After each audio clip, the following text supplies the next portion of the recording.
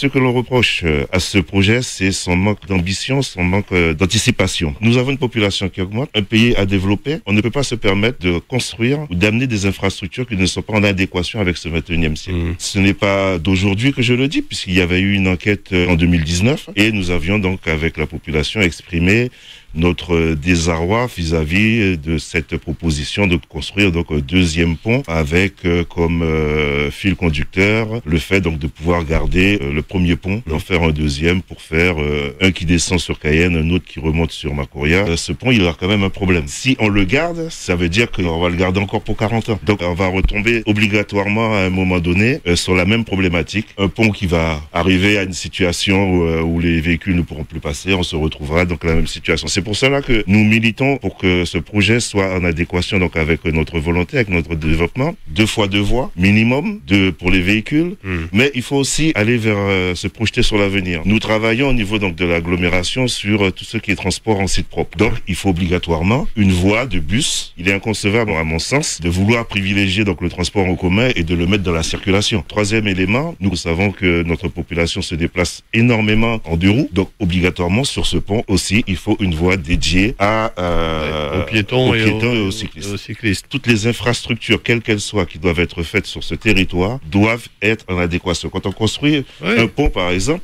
on ne va pas en construire un tous les ans. Il faut qu'il soit pour toute une génération.